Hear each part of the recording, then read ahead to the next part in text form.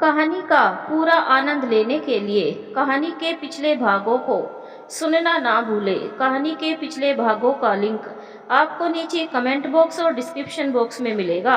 तो चलिए आगे की कहानी शुरू करते हैं। जय श्री कृष्ण, जय श्री राधे, ओम नमः शिवाय, जय माता दी। बताती क्यों नहीं? ससुर जी के दोबारा पूछने पर जानकी बोली, कुछ नहीं पिताजी, बस ऐसे ही। आपकी शादी की सालगिरह आ रही है, इसलिए मैं बहुत खुश हूँ। कितने सारे मेहमान आएंगे, पूरे घर में रौनक ही रौनक हो जाएगी। बस यही सोचकर खुश हो रही हूँ। यह सुनते ही ससुर जी ने पूछा, अच्छा यह बता, तेरी जिठानी यानी मेरी बड़ी बहू शीला भी खुश है तेरी तरह? यह सुनते ही जानकी बोली, खुश तो होना ही चाहिए पिताजी, ऐसा अवसर बार बार थोड़ी ना आता है। रमाकांत जी जानकी से बोल पड़े, एक बात बताऊं छोटी बहू तुझे, शीला कभी यहाँ के शुभ अवसरों पर खुश नहीं होती। वह केवल अपने मायके के ही अवसरों पर खुश होती है और खुशी मन से की जाती है, भले ही वहाँ कोई उसकी पूछ ना हो। मैं बखूबी समझता हूँ, लेकिन मैं कुछ कहता नहीं। मेरी खामोशी को कोई नादानी ना समझे। यह सुनते ही जानकी खामोश हो गई और कुछ ना बोल सकी, लेकिन उसे तो खुशी थी, इसलिए वह पुनः अपने कामों में जुट गई। रमाकांत जी वहाँ से चले जाते हैं। ईश्वर ने जानकी में एक अद्भुत गुण दिया था कि वह कभी अपने लिए नहीं जीती थी, वह बस दूसरों के लिए ही जीती थी। अच्छे से अच्छा करने की कोशिश करती थी, क्योंकि उसे विश्वास था अच्छा किया गया कार्य कभी व्यर्थ नहीं जाता और प्रसन्न मन से किया गया अच्छा कार्य जीवन में बहुत सुनहरे अवसर लाता है। इसीलिए वह कभी किसी के लिए गलत नहीं सोचती थी। वह अपनी जेठानी के लिए भी कभी कुछ बुरा नहीं सोचती थी। वह हमेशा उसको अपनी बड़ी बहन के समान मानती थी, अपने सास ससुर को माता पिता के समान मानती थी और वह इस पूरे घर के लिए पूर्ण रूप से समर्पित थी। शायद इसीलिए जब वह अपने मायके जाती थी तो इस घर में कोई रौनक नहीं रहती थी। ऐसा लगता था कि बेजान ईंट पत्थर भी जानकी की आहट से खुश हो जाते थे। घर की दीवारें भी जानकी की परछाई से गले मिलकर लिपट जाती थी। घर की क्यारी की तुलसी तो मानो उसके हाथों के दिए का इंतजार करती थी। मुंडेर पर कौवा उसके दाने का इंतजार करता था। आंगन में चिड़िया उसके छींटे अक्षत को खाकर और आत्म तृप्त होकर जाने कहाँ नील गगन में उड़ान भर जाती थी और दोबारा आने को फिर से आतुर रहती थी। घर के मेहमानों का आने जाने का तांता लगा रहता था, क्योंकि जानकी रसोई घर में भोजन नहीं प्रसाद बनाती थी। घर के कोने के मंदिर में बैठे ईश्वर भी भोजन भोग का इंतजार करते थे। हर तरफ जानकी की आहट सुनाई पड़ती थी। हर तरफ जानकी की बातों को जैसे अदृश्य कायनात सुनती रहती थी। कारण केवल उसकी पवित्र स्वच्छ मन की शुद्धि और लगन से किया हुआ कार्य। अनवरत सेवा में तत्पर रहती, मगन रहती जानकी का व्यक्तित्व हर किसी को भा जाता था, लेकिन न जाने क्यों अभी तक उसकी जेठानी से नहीं बन पाई थी। लेकिन उसकी तो किसी से भी नहीं बनती थी, उसकी केवल उसी से बनती थी जो उसकी हाँ में हाँ करे और उसकी ही प्रशंसा बढ़ाई करे। लेकिन जानकी कभी भी शीला की बातों और उसके व्यवहार पर ध्यान नहीं देती थी। वह तो केवल अपने ही निश्चल मन से कार्य में लगी रहती। धीरे धीरे समय व्यतीत हो रहा था और उस सालगिरह के शुभ घड़ी की ओर बढ़ रहा था।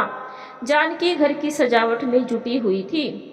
अपने मनपसंद चटक रंगों से प्रांगण और चौखट को रंगोली से सजाकर अलंकृत कर दिया। बंधनवार से मुख्य द्वार को सजा दिया। तरह तरह के फूल चुन चुनकर घर की दीवारों पर सजाने की लगन में लगी हुई थी।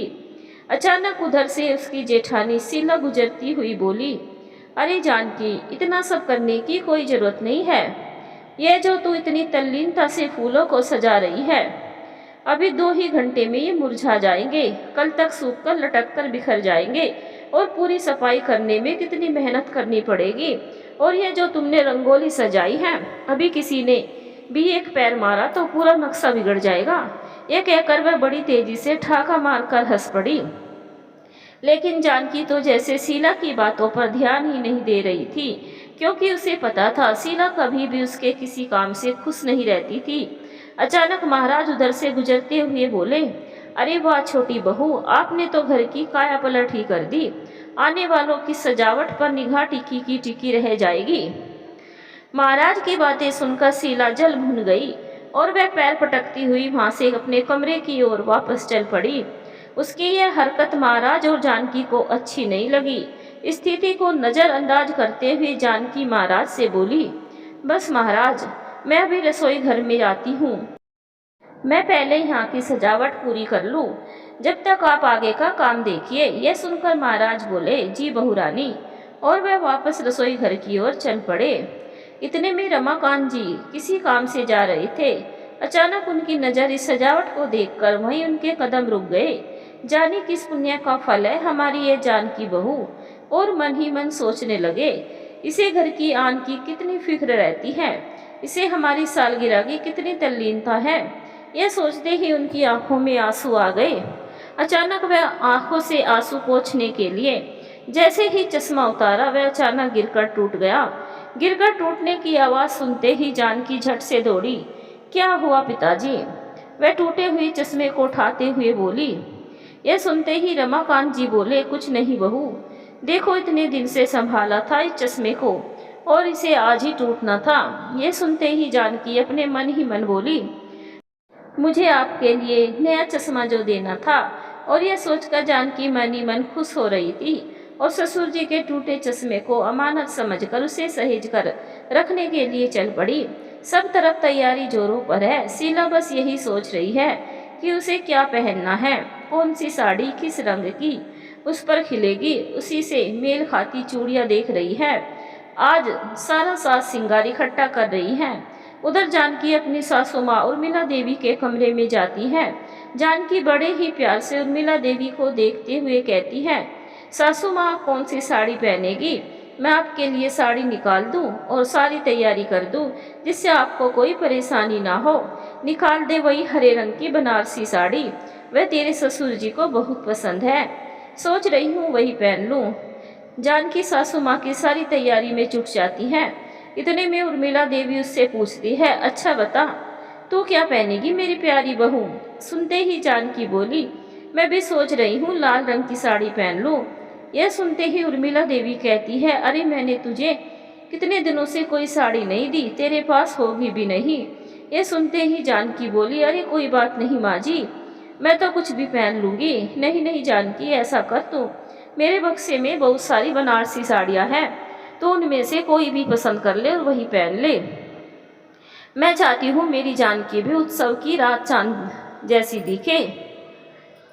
अपने लिए सासू माँ के हृदय में इतना प्यार देखकर जानकी बहुत खुश होती है और कहती है, जी सासू माँ, जैसी आपकी इच्छा। आपकी साड़ी मेरे लिए अमानत है, आप जो कहेगी मैं वही पहन लूँगी। और उनमें से एक साड़ी जानकी ले लेती है। यह देखकर उर्मिला देवी बहुत खुश होती है।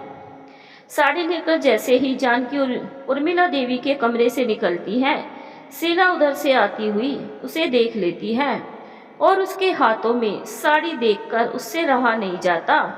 वह आकर उर्मिला देवी से कहने लगती है, क्या हुआ माँ जी, आपने अपनी तैयारी कर ली? कर्कश स्वर में पूछती हुई कहती है। यह सुनते ही उर्मिला देवी कहती है, हाँ मेरी तैयारी तो जानकी ने कर दी, मुझे क्या करना है उसके रहते हुए, बस उठूंगी और तैयारी में अपनी जुट जाऊंगी। सासू माँ के मुँह से जानकी की बड़ाई सुनते ही शीला तिलमिला उठती है।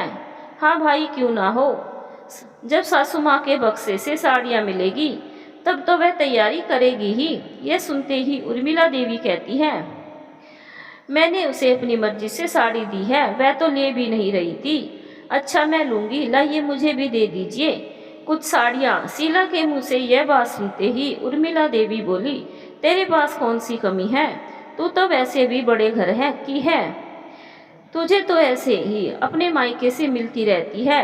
यह सुनते ही शीला फूट पड़ी, ये कौन सी बात हुई सासू माँ, सब कुछ आपकी छोटी बहू जानकी के लिए ही है, मेरे लिए कुछ नहीं। इस पर उर्मिला देवी गुस्से में आकर कहती है, तो वह मेरा इतना ध्यान भी तो रखती है और तुझे तो अपने कमरे से निकलने की ही फुर्सत नहीं रहती है। शीला चली जा, मुझे तेरी बातें अच्छी नहीं लग रही है। यह सुनते ही शीला उर्मिला देवी के कमरे से पैर पटकती हुई चली जाती है। आखिर वह शुभ दिन आ ही गया जिस दिन के लिए इतने दिनों से तैयारी हो रही थी। धीरे धीरे सांझ ढल रही थी और मेहमानों का आना भी शुरू हो गया था। आज परिवार के सभी सदस्य बहुत सुंदर लग रहे हैं। नए नए वस्त्रों के साथ बड़ी सी कुर्सी को सजाया गया है जिस पर रमाकांत जी और उर्मिला देवी बैठे हुए हैं। नए वस्त्र और उर्मिला देवी बनारसी साड़ी में, रमाकांत जी सफ़ेद रंग का कुर्ता जिस पर किनारी कढ़ाई और सफ़ेद रंग की धोती पर भूरे रंग की कढ़ाई क्या खूब फब रही है। उन पर कंधे पर गमछा हल्के पीले रंग का और बादामी रंग की सदरी में आज रमाकांत जी जैसे किसी महाराजा की तरह लग रहे हैं। सिर पर शादी की पगड़ी रखी हुई है। आज यह पगड़ी उनको उनकी शादी की याद दिला रही है। उन्होंने यह पगड़ी बहुत ही संभाल कर रखी है। हर शुभ अवसर पर वो यही पहनते हैं। एक सुंदर सुनहरी याद के साथ उर्मिला देवी भी सुंदर सी साड़ी में सजकर क्या खूब लग रही है, जैसे कोई अप्सरा। क्योंकि जानकी ने अपने सासू माँ को तैयार करने और सजाने में कोई कसर नहीं छोड़ी थी। अब धीरे धीरे मेहमानों का तांता लग चुका है। शीला की नज़र तो मेहमानों के लाए हुए उपहारों पर है और जानकी सभी मेहमानों की आवभगत में जुटी हुई है। उधर राम बाबू और धीरज दोनों सब तरफ तैयारियों की देखरेख में लगे हुए हैं। महाराज भी इधर से उधर दौड़कर सब तरफ देख रहे हैं कि कहीं कोई कमी तो नहीं रह गई है। इतने में जानकी ने देखा कि उसके पिता भी धीरे से प्रांगण में कदम रख चुके हैं। यह देखते ही उसकी आंखों में चमक आ गई और वह दौड़कर अपने पिता से लिपट गई। जानकी के पिता जानकी को देखते ही पूछ पड़े, क्यों रे बिटिया, सब ठीक तो है ना? खूब मन लगाकर इस जश्न की तैयारी की है ना तूने? कोई कमी तो नहीं छोड़ी अपने माता पिता समान सास ससुर की सालगिरह के उत्सव की? यह सुनते ही जानकी बोली, जी पिताजी, जो मुझसे बन पड़ता था मैंने किया। यह सुनकर जानकी के पिता की आंखों में आंसू आ गए और उन्हें गले से बोल पड़े, बस बिटिया, मन लगाकर इस परिवार की तू सेवा करती जा, तुझे इस सेवा का फल जरूर मिलेगा, यह मेरा विश्वास है। पिताजी, माँ क्यों नहीं आई?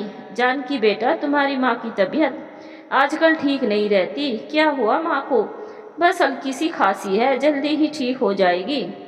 लेकिन अब तो जानकी का मन कुछ और ही सोच रहा है। वह यही सोचकर परेशान हो रही है कि इतने बड़े उत्सव में मेरे गरीब पिता क्या लाए होंगे उपहार में देने के लिए। यह सोचकर वह किनारे खड़ी हो गई और चुपचाप देखने लगी कि अब क्या होगा। थोड़ी ही देर में उसने देखा उसके पिताजी रमाकांत जी के पैर छूकर उन्हें उनके जन्मदिन की बधाई दे रहे हैं और फिर जरा देर में वो सोने की अंगूठी रमाकांत जी की उंगली में पहना रहे हैं और उर्मिला देवी के कानों के सोने के टोप्स उन्हें उपहार में दिए। यह देखकर जानकी बहुत खुश हो गई और मौका पाते ही उसने पिताजी से पूछ लिया, पिताजी, इतनी महंगी सोने की अंगूठी और सोने के टोप्स कैसे जुटाई आपने? यह सुनते ही उसके पिता बोल पड़े, बेटिया, तू तो जानती है तेरे पिता के पास कुछ नहीं है। मेरी अंगूठी मेरी शादी की है और मैंने इसको आज तक संभाल कर रखी थी और यह टोप्स तेरी माँ के है। यह जैसे तेरी माँ के मायके से मुझे मिली थी, यह आज तक वैसी ही रखी है। मैंने इसको एक बार भी नहीं पहनी और आज यह समधी समधन जी के काम आ गए और इस अंगूठी और टोप्स ने मेरी लाज भी रख ली, वरना क्या मुँह लेकर आता खाली हाथ। यह सुनते ही जानकी की आंखों में आंसू आ गए और वह पिता से लिपटकर रोने लगी। जानकी को रोते देख उसके पिताजी बोले, तू रोती क्यों है बिटिया? ईश्वर सब जगह सबके साथ है, बस तू मेरी लाज रख और इस परिवार की सेवा कर। यह सुनते ही जानकी बोली, जी पिताजी। इतने में थोड़ी ही देर में शीला के मायके वाले आ गए जिसमें केवल उसके भैया भाभी ही थे। शीला अपने भैया भाभी के आपसी मनमुटाव को छुपाते हुए सबको दिखाने के लिए मिलने के लिए दौड़ पड़ी। इतने में शीला के भैया और भाभी दूसरी ओर देखने लगे जैसे शीला को देखा ही नहीं। अपने प्रति यह व्यवहार देखकर शीला को अच्छा नहीं लगा और वह वहाँ से दिखावटी मुस्कुराहट के साथ लौट पड़ी। लेकिन शीला की नज़र अपनी भाभी पर ही थी। वह बड़े ध्यान से अपनी भाभी के साजो श्रृंगार को देख रही थी। इतने में उसकी नज़र भाभी के गले के हार पर पड़ी जो उसका ही था। यह देखकर शीला भौचक्की रह गई और गुस्से से तिलमिला उठी। उसने आव देखा न ताव दौड़कर वह अपनी भाभी पर कर्कश स्वर में बोल पड़ी। क्यों भाभी, ये हार आपका है जो आपने अपने गले में पहना हुआ है? यह सुनते ही शीला की भाभी घबरा गई और वह हकलाते हुए बोली, हाँ ये मेरा ही है। और दोनों बड़ी तेज तेज आवाज में लड़ने लगी। यह देखकर जानकी दौड़कर अपनी जेठानी शीला को समझाने लगी, अरे जीजी चुप हो जाइए, इतने सारे मेहमानों के बीच ये लड़ाई अच्छी नहीं लग रही। सब लोग आप ही को देख रहे हैं। इतने में धीरज भी दौड़कर शीला को चुप कराने आ गया, लेकिन शीला चुप होने वाली कहाँ थी और शीला की भाभी इतने में अपने आहार को छुपाते हुए गुस्से में बोल पड़ी, जब आपको विश्वास ही नहीं था तब आपने यह हार अपने मायके में रखा ही क्यों? अब ये मेरा है, इस पर आपका कोई हक नहीं है। यह सुनते ही शीला गुस्से में फूट पड़ी, अरे वाह, ऐसे कैसे आपका हो गया? जब मैंने पूछा था तब आपने झूठ क्यों बोला था कि मेरे पास नहीं है? आज ये हार आपके पास ही निकला ना। आपने मेरे हार की चोरी की है, आप चोर हैं। यह सुनते ही शीला की भाभी बोली, मैं क्यों चोर हूँ, चोर तो आप है। यह सुनते ही शीला बोली, मैं क्यों चोर हूँ? यह सब देख रमाकांत जी और उर्मिला देवी ने अपना सिर पकड़ लिया और मन ही मन कहने लगे, हे भगवान, आज के दिन ही यह सब होना था। आखिर शीला का हार निकल ही आया, वह भी उसके मायके से। और उसकी भाभी के गले में दोनों के चिल्लाने की आवाज़ सुनकर रमाकांत जी जोर से बोल पड़े, चुप हो जाओ शीला, तुमने कहीं का नहीं छोड़ा। आज देख लिया ना अपने मायके वालों को, निकल गया ना तुम्हारा बड़प्पन। यह सुनकर शीला धीरज पर चिल्ला पड़ी, चुप रहो तुम। और यह कहकर रोने लगी और वापस अपने कमरे की ओर चल पड़ी। अपने कमरे में शीला बिस्तर पर मुंह छिपाकर रो रही थी। इतने में धीरज तेज कदमों से चलता हुआ कमरे में आया और शीला पर बरस पड़ा। देख लिया ना, वही हुआ जिसका मुझे शक था। अब तो तुम्हें अपने मायके वालों पर विश्वास हो गया ना, वह कितने ईमानदार है। लेकिन तुम हो कि अपने मायके वालों की बड़ाई करते नहीं थकती हो। मिल गया ना हार, मुझे पहले से पता था कि तुम्हारा हार वहीं से निकलेगा। यह सुनते ही शीला और तेज रोने लगी। इसके इस तरह रोने को देखकर धीरज बोला, रोना बंद करो और हकीकत में जीना सीखो, अपने पराई में फर्क करना सीखो। यह सुनकर शीला बोल पड़ी, मैं पहले से ही इतना दुखी हूँ, तुम हो कि और बड़बड़ाए जा रहे हो। इतनी बड़ी पार्टी में मेरे भैया भाभी ने मेरी बेइज्जती कर दी। शीला के मुंह से यह बात सुनकर धीरज बोला, अपनी बेइज्जती करवाने के जिम्मेदार भी तुम ही हो। यह सुनकर शीला को गुस्सा आ गया और वह कर्कश स्वर में बोल पड़ी, मैंने क्या किया था? यह सुनते ही धीरज बोला, क्या किया था? तुम्ही ने सब कुछ किया था। जब तुमने देख लिया था कि तुम्हारी भाभी ने वही हार पहना है तो तुम्हें चुप रहना था। क्या जरूरत थी सबके सामने लड़ने झगड़ने की? लेकिन नहीं, तुम्हारी आदत है।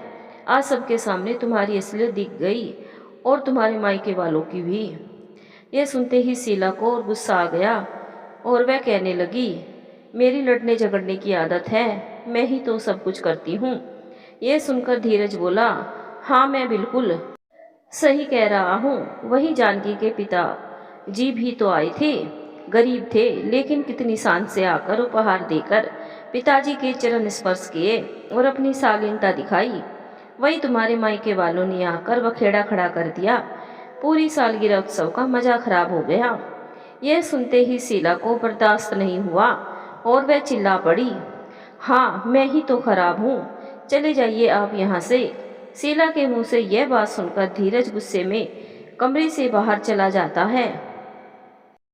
इधर रमाकांत जी बार बार अपनी उंगली की उस अंगूठी को ही निहार रहे हैं जो उन्हें उनके समधी यानी जानकी के पिताजी ने बड़े प्रेम स्नेह से पहनाई, और बार बार उनकी बातों को ही याद कर रहे हैं क्योंकि उनकी बातों में बहुत ही मिठास थी। उनके इस व्यवहार को याद कर वे भाव विभोर हो रहे हैं। रमाकांत जी को इस तरह देखकर उर्मिला देवी कहती है, क्या बात है जी, जब से उंगली में अंगूठी आई है आपके चेहरे की चमक ही बदल गई है। यह सुनकर रमाकांत जी मुस्कुरा पड़े और बोले, अरे भगवान, तुमने देखा नहीं? और तुम्हारे कान के टॉप्स कितने अच्छे लग रहे हैं। समधी जी कितने खुश थे और उनका यही वाहन मुझे बहुत पसंद है। और उनकी बेटी जानकी भी एकदम देवी जैसी है, जिसने हमारी सालगिरह में कितनी मेहनत की है। यह सुनते ही शीला देवी ने हंसते हुए रमाकांत जी से कहा, अच्छा अच्छा, यह तो ठीक है, लेकिन मैंने भी आपके लिए एक उपहार रखा है, कहिए तो दूं। रमाकांत जी यह सुनकर बहुत खुश होते हैं और कहते हैं, अरे भगवान, ऐसा क्या तुमने मेरे लिए उपहार में छुपा रखा है, लाओ जल्दी से, देरी मत करो। इतने में जानकी भी वहीं पर आ जाती है, अपने हाथों में चाय के 2 प्याले लेकर, और वह चाय की प्याली अपनी सास और ससुर को हाथों में देते हुए कहती हैं, यह लीजिए माँ पिताजी, गर्मा गर्म मसाले वाली चाय। जानकी को देख रमाकांत जी बोले, अरे बहू रुक, तेरी सासू माँ ने भी मेरे लिए कुछ उपहार में रखा है, तू भी देख ले। यह सुनते ही जानकी बहुत खुश हो गई। इतने में उर्मिला देवी के हाथों में एक पुराना सा पत्र था, जो वह अपने पति रमाकांत जी को देते हुए बोली। जानकी को जैसे इसी पल का इंतजार था, वह दौड़कर अपने बचाए पैसे से नया चश्मा खरीद कर लाई थी और वह झट से रमाकांत जी को देते हुए बोली, यह पिताजी मेरी ओर से आपके लिए उपहार। रमाकांत जी नए चश्मे को देखकर बहुत खुश हो जाते हैं और कहते हैं, वाह बहू, तुम्हें मेरी छोटी छोटी चीज़ों का कितना ख्याल रहता है, और तेरे पास पैसे कहाँ से आए। यह सुनकर जानकी बोली, पिताजी मैंने पैसे बचा कर रखे थे, जो मुझे मेरे पिताजी मेरे विदाई के समय दिए थे, आज यही सही जगह खर्च हुए हैं। जानकी की इस बात को सुनकर उर्मिला देवी की आंखों में आंसू आ गए और वह कहती हैं, तो मेरी पिछले जन्म में कहीं बेटी रही होगी, जो तो इस जन्म में मुझे बहू के रूप में मिली, तो देवी है। और वह जानकी को अपने सीने से लगा लेती हैं। रमाकांत जी यह देखकर बहुत खुश होते हैं और उनकी आंखों में भी हल्के से खुशी के आंसू आ जाते हैं। इतने में उसी पल शीला भी वहीं आ जाती है, यह देखने की किसने किसने क्या क्या उपहार दिए हैं। लेकिन जैसे ही वह देखती है कि सासू माँ ने जानकी को गले से लगाया हुआ है, वह यह देखकर जल भुन जाती है और उससे रहा नहीं जाता और बोल पड़ती है, वाह क्या प्रेम मिलाप चल रहा है। शीला की बात सुनकर उर्मिला देवी को गुस्सा आ गया और वह शीला को देखते ही बोल पड़ी, क्या बात है शीला, हर वक्त तू मौके की तलाश में रहती है अपनी टिप्पणी करने के लिए, इसमें प्रेम मिलाप की क्या बात है। क्या मैं तुझे प्रेम नहीं करती, लेकिन तुझे उस प्रेम की कोई कद्र नहीं है। जिस मायके पर तुझे इतना गुमान था, उसकी असलियत सामने आ गई। भरी भीड़ में जो तमाशा तूने खड़ा किया, वह सबने देख लिया, और तेरे मायके वालों ने भी आकर जो कमाल किया, शायद कोई कभी नहीं भूलेगा। तुझे तेरा खोया हुआ हार मिल गया, वह भी तेरी अपनी भाभी के गले से। तेरी आंख अगर अब भी खुल जाए तो बहुत ही बड़ी बात है शीला। सही को सही और गलत को गलत परख सको तो बहुत बड़ी बात है। उर्मिला देवी के मुख से यह बात सुनकर शीला को जैसे सांप सूंघ गया। उसने आओ देखा ना ताओ, बस बरस पड़ी यह कहकर, हाँ हाँ, मेरे मायके वाले चोर हैं, बहुत खराब है। आप यही कहना चाहती है ना। यह सुनते ही उर्मिला देवी बोली, कहने सुनने की बचा ही क्या है, अब तो सब सामने है। दोनों की लड़ाई को देखकर जानकी बोली, जीजी चुप हो जाइए, जो हुआ सो हुआ। यह सुनते ही शीला जानकी पर बरस पड़ी, तो चुप हो जा, तूने ही सब किया धरा है, तेरी ही जय जयकार सब तरफ हो रही है, जाने ऐसा क्या जादू तूने सब पर किया है। यह सुनते ही जानकी धीमे स्वर में बोली, जीजी आप गलत समझ रही हैं, मैं तो आपसे भी उतना ही प्रेम करती हूँ जितना इस घर में सबसे, मेरा इस घर में सभी से स्नेह लगाव है। यह सुनते ही शीला बोली, अच्छा बस बस अब चुप हो जा, अपना राग मत अलाप, तेरी चिकनी चुपड़ी बातों में मैं नहीं आने वाली, और लोगों को ही तू बेवकूफ बना। यह सुनकर जानकी फिर से बोल पड़ी, नहीं जीजी मैं। यह सुनते ही शीला जानकी पर बरस पड़ी, तू चुप हो जा, तूने ही सब किया धरा है, तेरी ही जय जयकार सब तरफ हो रही है, जाने ऐसा क्या जादू तूने सब पर किया है। यह सुनते ही जानकी धीमे स्वर में बोली, जीजी आप गलत समझ रही हैं, मैं तो आपसे भी उतना ही प्रेम करती हूँ जितना इस घर में सबसे, मेरा इस घर में सभी से स्नेह लगाव है। ये सुनते ही शीला बोली, अच्छा बस बस, अब चुप हो जा, अपना राग मत अलाप। तेरी चुपनी चुपड़ी बातों में मैं नहीं आने वाली, और लोगों को ही तू बेवकूफ बना। यह सुनकर जानकी फिर से बोल पड़ी, नहीं जीजी, मैं किसी को क्यों बेवकूफ बनाऊंगी। उर्मिला देवी की बातों को सुनकर गुस्से में बोलने ही वाली थी कि तब तक रमाकांत जी भी बोल पड़े, शीला तू चली जा अपने कमरे में, तू हमेशा लड़ती रहती है, कुछ ना कुछ ढूंढा करती है लड़ने के लिए। यह सुनकर शीला गुस्से में आकर वापस अपने कमरे की ओर चल देती है, यह कहती हुई, हाँ मैं ही तो लड़ाका हूँ, मैं खराब, मेरे मायके वाले खराब, बस आप ही लोग बहुत अच्छे हैं, देवी देवता के समान। शीला के मुंह से यह बात सुनकर रमाकांत जी जोर जोर से चिल्लाते हुए उठ खड़े हुए।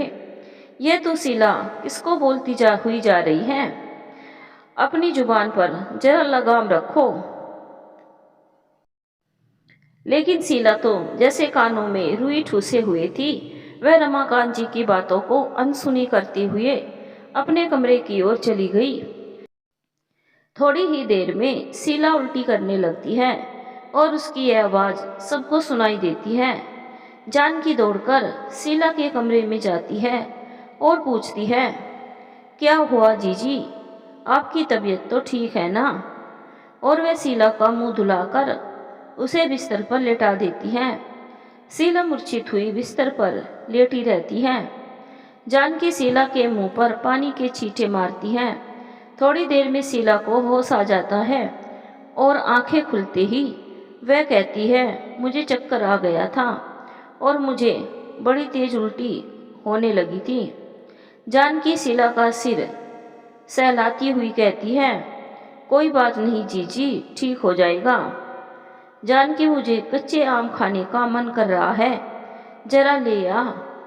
जानकी यह सुनते ही खुशी से उछल पड़ी, क्या बात है जीजी, कहीं उल्टी नहीं? यह तो खुशखबरी थी। मुझे ऐसा लग रहा है इस घर में नया मेहमान आने वाला है। और वह खुशी से उछलती हुई यह खबर पूरे घर को देने के लिए दौड़ पड़ी। जानकी को इस तरह खुशी से दौड़ते देख उर्मिला देवी पूछती है, क्या हुआ? जानकी, तेरी जिठानी को अब कौन सा नया नाटक आया है, क्यों उल्टी कर रही है? अरे माँ जी, इस घर में नया मेहमान आने वाला है, शीला जीजी हमें खेलने के लिए खिलौना देने वाली है। वह सुनते ही उर्मिला देवी के चेहरे पर भी खुशी की लहर दौड़ गई और रमाकांत जी को तो मानो फूले ही नहीं समा रहे थे। उधर महाराज भी नाचने लगा। धीरज और राम बाबू दोनों को इस बात को सुनते ही बहुत खुशी हुई और जानकी रसोई में इमली और अचार लेकर अपनी जेठानी शीला के पास को देने के लिए उसके कमरे की ओर चल पड़ी। वह बड़े ही शौक से अपनी जेठानी को इमली और अचार चटाने लगी। धीरज यह देखकर बहुत खुश हो रहा था। जानकी के कमरे से जाते ही धीरज शीला से बोला, देखा शीला, इस खुशखबरी से सब लोग कितना खुश हैं। इस परिवार में तुम्हारी कड़वाहट कर्कशता को सब भूल गए। जानकी देखो कितनी खुश है और तुम्हारे लिए दौड़कर सब कुछ कर रही है। तो अब तुम अपने व्यवहार में सुधार लाओ। मेरी कड़वाहट में सच्चाई रहती है, मैं पागल थोड़ी हूँ, ना कि मैं ऐसे ही नहीं बोलती। अच्छा अच्छा, अब चुप हो जाओ, तुम्हारी वजह से मैं भी कुछ नहीं बोल पाता। तुम्हारी हाँ में हाँ मिलाने के कारण थोड़ी देर में उर्मिला देवी भी शीला के कमरे में आती है और बड़े प्यार से कहती है, बहू अपना ख्याल रख, अब ऐसे में ज़्यादा तेजी से मत चलाकर, बाकी तो जानकी है ही, सब संभाल लेगी। यह सुनते ही शीला को फिर से गुस्सा चढ़ गया। वह कुछ बोलने ही वाली थी कि धीरज ने आंखें दिखाकर उसे शांत कर दिया। शीला मन ही मन बुदबुदा कर रह गई। जानकी को जब से अपनी जेठानी शीला के पेट से होने का पता चलता है वह बहुत खुश होती है। अब तो जानकी को अपनी जीजी शीला से नया खिलौना मिलने वाला है। वह उसी की आव भगत में सारी तैयारी करने में जुट जाती है। जानकी सिलाई कढ़ाई बुनाई सब में पारंगत है। वह तरह तरह के कपड़ों को समय निकालकर सिला करती। कभी ऊन सिलाई से लेकर छोटे छोटे स्वेटर बुनने बैठ जाती, लेकिन यह सब वह चुपचाप गुपचुप कर रही थी ताकि किसी को पता ना चले और वह समय आने पर सबको अचंभित कर दे। वह आने वाले नन्हे नए मेहमान के लिए नए नए तोहफे सजा कर रखना चाहती थी, इसीलिए वह अधिकतर यह काम रात में ही करती थी। अचानक एक रात शीला रसोई में पानी पीने के लिए निकली तो उसने देखा जानकी के कमरे की लाइट जल रही है। वह यह देखकर सोच में पड़ गई, इतनी रात को जानकी क्या कर रही है। उसके मन में गलत विचार आने लगे। वह सोचने लगी, जरूर जानकी रसोई से कुछ निकालकर कमरे में चोरी से चुपचाप कुछ खा रही है। और उसने आव न देखा ताव जाकर अपने पति धीरज से कहने लगी, आओ चलो मैं तुम्हें कुछ दिखाऊं। धीरज नींद में बड़बड़ाने लगा, नहीं मुझे नहीं जाना, मुझे सोने दो। लेकिन शीला तो पीछे पड़ गई, नहीं सोने की जरूरत नहीं है, उठो देखो चलकर जानकी क्या कर रही है। तुम लोग जितना जानकी को अच्छा समझते हो उतनी जानकी है नहीं। चलो आज मैं तुम्हें जानकी की असली चेहरा दिखाती हूँ। जैसे ही शीला और धीरज कमरे से निकले, उधर से महाराज आते हुए दिखाई दिए। शीला यह देखकर धीरज को घसीटकर अपने कमरे के अंदर चली गई और वह आंखें दिखाकर कहने लगी, इतनी देर से मैं तुम्हें बुला रही हूँ तो तुम नहीं उठे। तुम्हारी आंखों में तो जैसे नींद कुंभकर्ण के जैसी रहती है, अब जाने से क्या फायदा। महाराज उठ गए। यह सुनकर धीरज कहने लगा, तुम इतनी रात को क्या कर रही हो। यह सुनकर शीला बोली, मुझे प्यास लगी थी तो मैं रसोई में पानी लेने गई थी। यह सुनकर धीरज बोला, क्यों जानकी तो तुम्हारे लिए पानी रख कर गई थी। यह सुनकर शीला बोली, वह पानी तो खत्म हो गया। शीला की बातें सुनकर धीरज झुंझला उठा और बोला, तो तुम चुपचाप जाकर पानी पीती, जानकी के कमरे की ओर क्यों देखने लगी। तुम्हारी ताक झाँक करने की आदत है। यह सुनकर शीला बोली, हाँ मैं तो हूँ ही खराब। एक दिन सबको पता चल जाएगा कौन कैसा है। सुबह होते ही जानकी फिर से शीला की सेवा में लग जाती है। भोजन की थाल में सभी तरह के पौष्टिकता से भरे हुई चीजों को सजाकर शीला के सामने लाकर भोजन का थाल रखती है और कहती है, जी लीजिए, आप पहले खाना खा लीजिए। भोजन की थाली देखकर शीला कहती है, तुझे पता नहीं है जानकी मुझे अचार मिर्ची कितनी पसंद है। ये सुनकर जानकी बोली, देखो तो जीजी, चावल के किनारे अचार रखा हुआ है। ये सुनते ही शीला बोली, अरे तो मिर्ची कहाँ है, मिर्ची तो ला। इस पर जानकी कहती है, नहीं जीजी, मिर्ची मत खाओ ज़्यादा, इससे होने वाला बच्चा काला होगा। यह देखिए मैंने दही रखा है, आप इसे खाइए, इससे मुन्ना खूब गोरा होगा। यह सुनकर शीला को हंसी आ जाती है, लेकिन उसे रात की बात याद आते ही उसके चेहरे पर दूसरे भाव आ जाते हैं और अंदर ही अंदर कहने लगती है, मुंह पर तो इतनी अच्छी बनी रहती है, लेकिन अंदर ही अंदर जाने कौन सा पकवान पका रही है। शीला से रहा ना गया, आखिर उसने जानकी से पूछ ही लिया, बता जानकी तू इतनी रात को क्या कर रही थी। जानकी यह सुनते ही चुपचाप झटपट कमरे से बाहर जाने लगती है। यह देखकर शीला को तो जैसे और जानने की जिज्ञासा बढ़ गई और वह पूरी खाने की थाली को फेंक देती है और कहती है, जानकी तू किधर जा रही है, मेरी बातों का जवाब दे पहले। लेकिन जानकी शीला की किसी बात का कोई जवाब देना नहीं चाहती, क्योंकि वह चाहती है कि उसके इस काम को कोई न जाने, क्योंकि वह बड़े ही प्रेम और स्नेह से उन छोटे छोटे कपड़ों को सील रही थी। वह चुपचाप कमरे से निकल गई।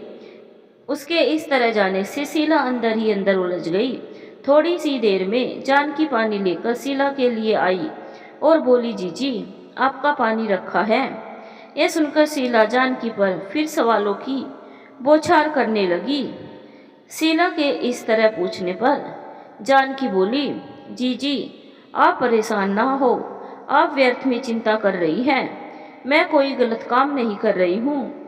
कुछ काम जो दिन में नहीं हो पाते, मैं उन्हें ही बैठकर रात्रि में समय निकाल कर लेती हूँ।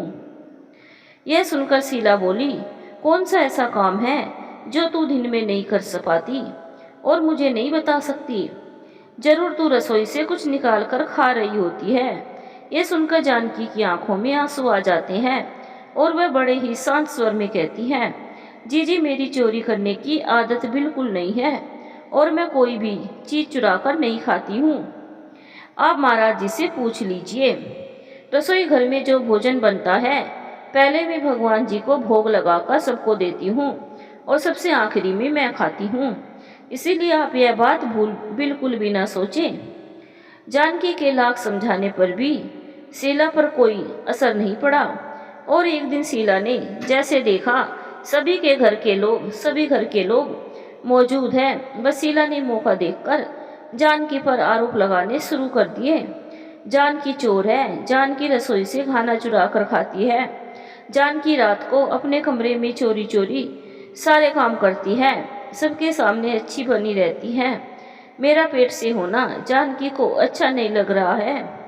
और गुस्से में आकर शीला ने रसोई के सारे बर्तन फेंकने शुरू कर दिए। यह सब देखकर घर वाले सभी हैरान हो गए। शीला पर तो जैसे जानकी को लेकर गुस्से का भूत चढ़ गया था। सभी लोग शीला को मना रहे थे, लेकिन शीला ने किसी की भी बात नहीं मानी। जानकी यह सब सुनकर जैसे सातवें आसमान से नीचे गिर पड़ी और फूट फूट कर रोने लगी। जानकी शीला के पैर पकड़कर कहने लगी, जीजी मैंने क्या किया है? आप मुझसे किस जन्म का बदला ले रही है? क्यों मेरे ऊपर झूठे आरोप लगा रही है? मैं रात में क्या करती हूँ मैं आपको कभी नहीं बता सकती। शायद मैं आपसे कुछ छुपा कर रखना चाहती हूँ, समय आने पर मैं आपको सब बता दूंगी। शीला ने यह सुनकर जानकी को झटक दिया और कहा, दूर हो जा मेरी नज़रों से। तू सबके सामने अच्छी बनी रहना चाहती है, तेरी नज़र इस घर पर है। हमेशा तू गरीबी में पली बड़ी है, दरिद्रता की निशानी पूरी अंदर है तेरे। तू सब कुछ हड़प करना चाहती है, इसीलिए तू सबके सामने अच्छी भली बनी फिरती है। शीला के इस तरह चिल्लाने पर जानकी अपने कमरे में चली गई और चुपचाप अपने बिस्तर पर सुबह सुबह कर रोने लगी। थोड़ी ही देर में जानकी ने एक निश्चय किया और अपने सारे कपड़े एक बैग में रखकर सभी को प्रणाम करके घर छोड़कर चल देती है। आज पूरा परिवार जानकी को मनाने में उसके पीछे पीछे आ रहा है, लेकिन अब जानकी किसी की बात में सुनते हुए मौन धारण करके अपने अनंत सफर की ओर निकल पड़ती है।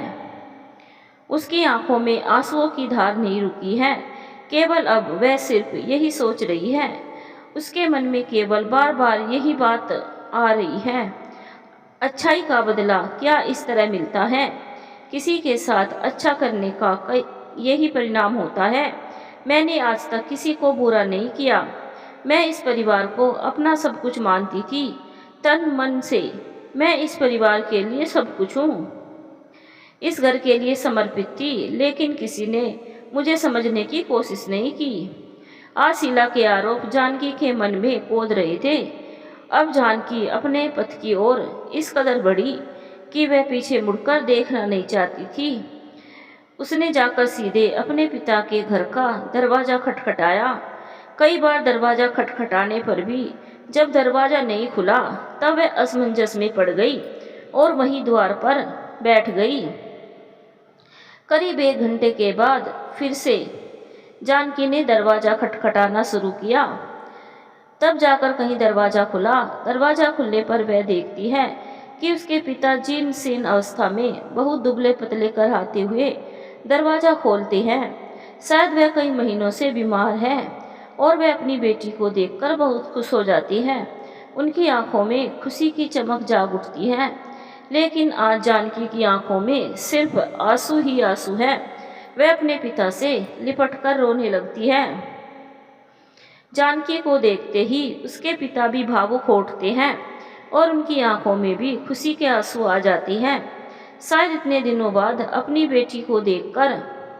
और वह जानकी के सर पर हाथ रखते हुए कहती है, अच्छा हुआ बेटी तू आ गई, और ससुराल में सब ठीक है ना? दामाद जी कैसे हैं और तुम्हारे सास ससुर? इतना कहते ही जानकी के पिता जी को बहुत तेज खांसी आने लगती है। जानकी दौड़कर अपने पिता के लिए घड़े से पानी निकाल कर लाती है और उन्हें सारा देकर कहती है, लीजिए पिताजी, आप पानी पी लीजिए। वह अपने पिता को पानी पिलाकर उन्हें आराम से बिस्तर पर लिटा देती है। वह अपने पिता को सहलाते हुए पूछती है, पिताजी, आप कितने दिन से बीमार हैं? आपने कोई खबर क्यों नहीं दी मुझे? और माँ कहाँ है? तुम्हारी माँ की भी तबीयत खराब है, वह भी अंदर कमरे में लेटी हुई है। जानकी यह सुनकर अंदर कमरे में भागी हुई गई। माँ की यह हालत देखकर जानकी की आंखों में आंसू आ गए। जानकी अपने पिताजी के पास वापस आई, लेकिन अब जानकी के पिता के मुंह से आवाज़ भी नहीं निकल रही है। वह बोलने की कोशिश कर रहे हैं, लेकिन वह बोल नहीं पा रही है। यह देखकर जानकी घबरा गई और वह यह कहती हुई भागकर दरवाजे की ओर जाती है कि आप लेटिए, मैं डॉक्टर को बुलाकर लाती हूँ। यह सुनकर जानकी के पिता बहुत कोशिश करते हुए अपने हाथ को उसकी ओर इशारा करते हैं। ऐसा लग रहा है मानो उसे जाने के लिए मना कर रहे हो, क्योंकि अब उनको आभास हो रहा है कि शायद यह उनका अंतिम समय आ गया है। लेकिन जानकी कुछ नहीं सुनती। वह दौड़कर डॉक्टर को लेने जाती है। लगभग आधे घंटे बाद वह डॉक्टर को लेकर लौटती है। वह आते ही अपने पिता को आवाज़ देती हुई कहती है, देखो पिताजी, डॉक्टर आ गए, अब आप बिल्कुल अच्छे हो जाएंगे। डॉक्टर ने जैसे ही जानकी के पिता की नाड़ी देखी, इतने में ही उनका हाथ झूल जाता है। आपको मुझे बुलाने में बहुत देर हो गई। और वह उनकी खुली आंखों को बंद करते हुए कहते हैं, शायद उनके पास बस इतना ही समय था। माँ को भी देखो अंदर कमरे में है। डॉक्टर अंदर कमरे में जानकी की माँ को देखने जाते हैं। फिर देखकर डॉक्टर बोलते हैं, आपने मुझे बुलाने में बहुत देर कर दी। यह कहकर वह लौटने लगती है। जानकी अपने माँ पिता को पकड़कर खूब चिल्ला कर रोने लगती है। थोड़ी ही देर में गांव वाले सब उसके घर में इकट्ठा हो जाते हैं। वह अपने माता पिता के अंतिम संस्कार की तैयारी करने लगती है, क्योंकि जानकी अपने माता पिता के इकलौती संतान है। उसके इस कार्य में गांव वाले बहुत मदद करते हैं और वह अपने माता पिता की चिता को अग्नि देकर उनके अंतिम संस्कार को पूर्ण करती है। गांव वाले जानकी के इस कार्य को बहुत प्रसन्न होते हैं। आज जानकी के ने एक बेटे का भी फर्ज निभाया और गांव के समाज में एक नई प्रथा को जन्म दे दिया कि बेटे और बेटी में कोई फर्क नहीं है। बेटी भी वह हर कार्य कर सकती है जो एक बेटा अपने माँ बाप के फर्ज के लिए जन्म लेते हैं, और माँ बाप को बेटे की आस और उम्मीद में जीवन बिताना पड़ता है। आज जानकी के एक बेटे का फर्ज अदा कर दिया, लेकिन जानकी के मन में गांव वालों का हर वो चेहरा उसके दिल में बैठ चुका था, जिसने उसके इस कार्य में बहुत मदद की थी। अब उसने प्रण किया कि वह इस गांव वालों के लिए अच्छे कार्य करेगी। उसने अपने जीवन को एक नई दिशा देनी शुरू कर दी। अब जानकी पूरी तरह से इस गांव के लिए जीना चाहती थी। उसने अब इस गांव के उत्थान के लिए कई कार्य करने शुरू कर दिए। प्रौढ़ शिक्षा केंद्र खोलकर उसने अशिक्षित उम्रदराज लोगों को शिक्षित करने का प्रण लिया। उसी के साथ साथ स्त्रियों को सिलाई कढ़ाई जैसे उद्योगों से जोड़कर उनके जीवन को स्वावलंबी बनाने की दिशा दे दी। उनके बच्चों को पढ़ाई के साथ साथ खेल कूद के अवसर देकर उन्हें जीवन में आगे बढ़ने का सुनहरा अवसर प्रदान किया। इस गांव में जैसे शिक्षा और उन्नति की लहर दौड़ पड़ी। अब तो जानकी के घर के सामने रोज भीड़ जमा होने लगी। धीरे धीरे जानकी ने भी अपने आप को इसी नेक कार्य में पूरी तरह से व्यस्त कर लिया। अब तो हर किसी की जुबान पर केवल जानकी का ही नाम था। कई गांव की स्त्रियां तो जानकी के पांव पकड़कर कहती, जानकी, आप हम लोगों के लिए बहुत शुभ हो। आपने ये अच्छा कार्य करके हम लोगों के जीवन को अच्छा बना दिया और हम सब अपने पैरों पर भी खड़ी है। अब तो जैसे लगता है हमें कोई परेशानी दुख दर्द है ही नहीं। हमारे बच्चे भी यहाँ पढ़ लिख कर खेल कूद कर कितने खुश रहते हैं। अच्छा हुआ आप यहाँ आ गई। आप लोगों ने भी तो मेरी कितनी मदद की है। उसके बदले में यदि मैंने कुछ छोटा सा कार्य किया तो इसमें बड़ी बात नहीं है। जानकी की यही विनम्रता शायद उसके व्यवहार की अनुपम शोभा थी। कहते हैं ना, विनम्रता और चेहरे की मुस्कुराहट, यह दो गुण मानव के आभूषण होते हैं जिनकी चमक से इंसान अपने व्यक्तित्व में बहुत निखार ला सकता है और वह एक ही पल में असंख्य लोगों पर अपना जादू बिखेरने में सक्षम होता है। यही सारे गुण जानकी में शुरू से थे। गांव वालों से थोड़ा थोड़ा चंदा इकट्ठा करके वह गरीबों की बेटियों की विवाह समारोह में कार्य संपन्न कर देती, जिससे जाने कितनी गरीब बेटियों की शादी होती, उनके घर बस जाते, उनकी करोड़ों दुआएं जानकी को लग जाती। आज जानकी गांव की जीती जागती मिसाल थी, जो महत्वपूर्ण कार्य की मुहिम को सफलता देने में पूरी तरह सक्षम थी। समाज में एक नई अलख जगाकर सुनहरी नींव रखी थी। आज जानकी को कोई मलाल नहीं है कि उसकी अपनी कोई औलाद नहीं है, क्योंकि गांव वालों के हर बच्चे की आंखों में उसे अपने लिए वह प्यार दिखता था और उसकी ममता भी उन बच्चों पर बरबसी उड़ेल पड़ती थी। गांव के हर बच्चे की जुबान पर जानकी के लिए सिर्फ यही शब्द रहते थे, माँ आप कैसी है, माँ आप बहुत प्यारी लग रही है, अम्मा मेरी तुम ही सब कुछ हो। सुबह होते ही सारे बच्चों की भीड़ जानकी के जैसे आंचल में समा जाती थी और जानकी भी उन बच्चों में ऐसे खो जाती जैसे वे अपने बचपन को जीने के लिए पूरी तरह उतर जाती।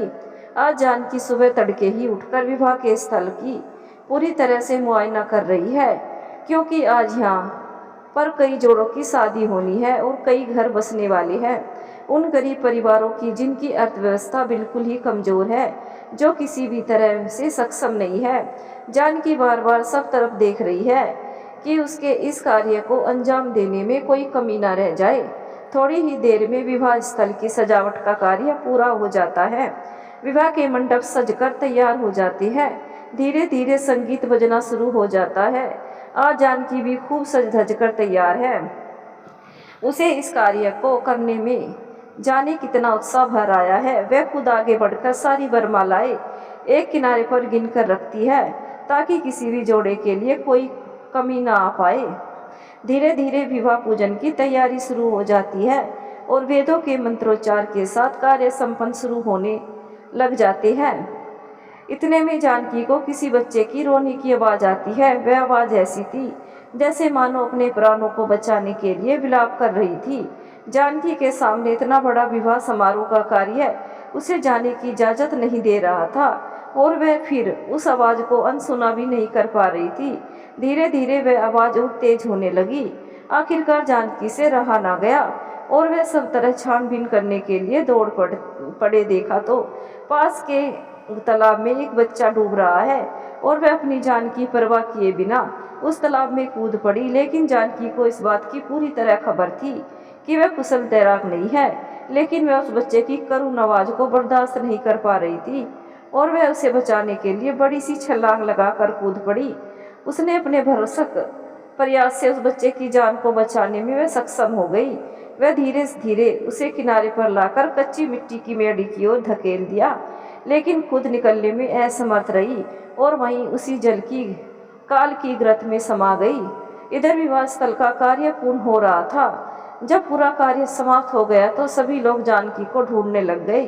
कोई कहता जानकी माई कहाँ गई, कोई कहता आई कहाँ गई। लेकिन जब अब जानकी की आत्मा इस दुनिया में नहीं थी।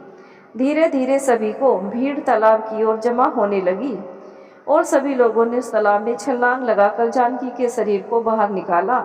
लेकिन तब तक बहुत देर हो चुकी थी। जानकी अपनी सांसें पूरी तरह से खो चुकी थी, लेकिन पति पत्नी का जोड़ा जानकी को पकड़कर बहुत रो रहा था। उसके बच्चे की जान जानकी ने बचाई थी। आज उसी विवाह स्थल पर जानकी का बड़ा सा मंदिर बना हुआ है। हर वर्ष इस दिन गांव वाले जानकी की मूर्ति की साज श्रृंगार करके पूजन करते हैं, क्योंकि गांव वालों को लगता है कि इस दिन हमारी बेटियों का विवाह करके उनके घरों को बसा दिया, हमारे भविष्य को सुंदर बना दिया, तो आज उसी स्थल पर अपनी देवी माँ यानी जानकी का मंदिर बनाकर इस निश्चित दिन पर ही पूरा गांव इकट्ठा होकर उसकी पूजा करते हैं, उसका पूर्ण श्रृंगार करते हैं। शायद उन्हें यह कार्य करके परम रूप से शांति प्राप्त होती है। तो यह थी जानकी, जिसकी इंसानी रूप में पूजा होती है, वह भी किसी देवी की तरह। कहते हैं ना, इंसान अपने कर्मों से देवता भी बन जाता है और शैतान भी बन जाता है। आप लोगों को यह कहानी कैसी लगी, हमें कमेंट करके ज़रूर बताएं। धन्यवाद दोस्तों।